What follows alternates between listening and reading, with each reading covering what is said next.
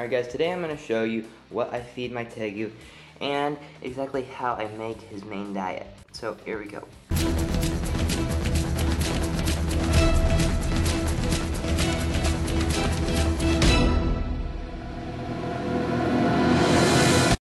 Alright, first off, Tegus have a pretty wide variety of foods that they eat because they have a lot of needs and they can't just eat one thing. They're just like people, imagine that. So they're going to eat one main thing, and that's going to be what I'm going to show you how to make here, the mix of meats. And also, they're going to eat rodents because they need calcium from the rodent's bones and the fat from them, and a lot of the vitamins that you can't get in just straight meat. So you're going to want to feed them rodents 2 or 3 times a week, and you could feed them insects. Some Tegus eat fruit. Fruit is not required in a diet for a Tegu, but they do sometimes enjoy to eat it. Mine won't even touch fruit, so that's off. They can eat just pretty much anything that's like a meat, like hard-boiled eggs. The only thing you ever will cook to feed a Tegu is egg.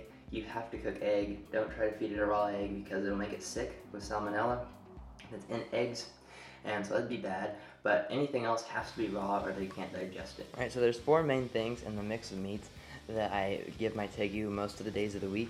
The main ingredient, the big base thing, is going to be turkey. Don't feed beef because beef is really fatty.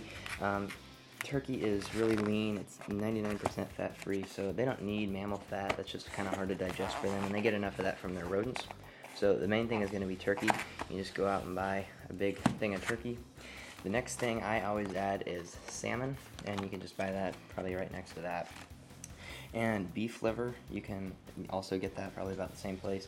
And one last thing, you don't really have to add this, but I supplement it with calcium. Alright, first thing, obviously get everything thawed out. Here's the salmon. It comes in a package like this. And so you just want to get that all thawed out. And so now the beef liver is the only thing that you can't really smash up with your hands. So you're going to have to take a knife, and depending on the size of your Tegu, you cut it into kind of bite-sized pieces. Not so he has to really struggle to get it down, but you don't really want it mushy either. But yeah, just cut it into pieces that he can eat. And we got our turkey in our big mixing bowl. We're going to take our beef liver and also dump it in. And now we're going to take our salmon and also dump that in there. So now we just got this mash here. And take your calcium and just kind of put that in there. That just supplements any calcium, because obviously they're not just going to eat straight meat. They're going to get plenty of calcium from the bones in the wild, so you need to be able to supplement. Right now, you're just going to take your hands and mash it all up.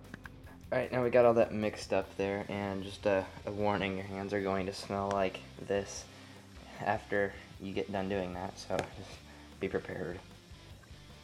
Doesn't that just look so yummy? Alright, now that we have that big mixture, we're going to want to package these for daily things, so we don't have to make this every day, or it's just easy this way. So I go and buy these little snack bags, the cheap ones, just a lot of them, and just the real little ones because I still have a little Tegu. So just bags like this, and I'll take a lot of them and just pop them open because your hands are going to be messy doing this. I'll show you what I mean. So after the first time you've done this, second time first time you're going to have to estimate how much your Tegu can eat at one serving. The second time you'll have an idea, so then you're just going to want to get about as much as you think he can eat in one meal, realistically, so you waste a little amount as possible. It's kind of hard as one-handed. And you just get a big ball of it and put it in your baggie, and then you close your baggie off. Or I put them all over here and then close them off later. So now we got to fill all these bags with this. Alright, now I got all those in those little baggies. There are 40 servings here, and so that's going to last me probably about maybe a month and a half, 2 months, probably about 2 months. So, you know, first time I overestimated on how much Tegu can actually eat. I have about a 550 gram Tegu. That's about an average meal for him. When a day he's really hungry, he might be able to eat like that much. You know, you don't want to go ahead and just like make a huge old meal because you're going to be throwing away a lot. Because I don't know how other people's Tegus are, but mine eats like he's dying of hunger for about a minute maybe.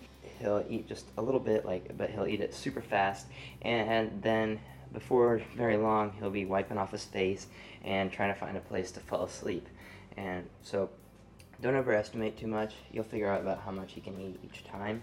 And now we have to close up all these Ziploc bags. And just a tip, when you're sealing off the bags, make sure you push all the air out so the bags aren't big and poofy and take a lot of space in your freezer. And I like to smash down the meat so it's like kind of a thin layer so it thaws out real quick for you. Alright, and then I like to put them all into one big bag like this, and I will just put them in my freezer here. Just like that. So then every morning when I come down, I can just grab one of these bags and just thaw it out and feed it to my Tegu. Right, then when you're going to feed it to him, this is something that a lot of people are going to disagree with me on, but from my limited experience, if you handle your Tegu enough, like you get him out enough that he won't associate your hand with food, then feeding in the cage is okay, I think. Now, I would still say that feeding in a separate feeding tub is always going to be a better choice than feeding in the cage, just because that possibility of him associating your hand with food is always going to be there. But I just don't think it's necessary because, with my limited experience with him, I've had him for a few months now, and he has not bit at my hand in an aggressive food way, ever. He's never really even bitten at my hand, and the only time he's ever bitten me was because when I first got him, when he was still really scared and nervous around me. But that had nothing to do with food. So I would say, as long as you handle him enough, and you should handle them anyway, because you won't have a very tame Tegu, and an aggressive Tegu is very bad always. But if you handle him enough, then it'll be okay to feed in the cage. I always feed in the cage. That's just what I do. So how I feed is I take my little thing, once it's all thawed out. You don't want to feed it to him frozen because, well, you don't want a big old cold meat chunk in him. And so I take a paper towel, fold it over once or twice or whatever, just a little square, and I put that on there and I set it in his cage, and he usually eats at it while I'm gone. Sometimes he usually just eats it all in one big gulp. Sometimes he'll come back for seconds, maybe. Just depends on what kind of mood he's in, I guess. But that is just how he eat. And remember, I feed him mice 2 times a week or so, and he used to eat insects when he was little, but he doesn't really eat insects anymore just because they just aren't relevant anymore. A cricket compared to the size of him. And roaches, he just doesn't seem to have much interest in them. He just more likes his straight meat. So just give him what they want. Each Tegu's gonna have its own personality, and you just gotta listen to him. If your Tegu likes a lot of insects, then feed him more insects. Just feed them what they like, you know? It's just the same with people. Some people like this kind of food, some people like this kind of food. Some people don't like that, and some people don't like that. So it's just a personality thing, because they're just like people. So you guys got to keep that in mind, and don't ever always feed them the same thing, because that's how you get metabolic bone disease. And make sure you're lighting, and that's a whole other story. Just make sure you give them a varied diet and give them what they want, because a happy Tegu is a good Tegu, and that's a tame Tegu as long as you're handling it. So if he's happy, you're gonna be happy. So that's how I feed mine, and then if he doesn't eat it all, I'll take it out the next day when I give him his next food. So that's how I do it.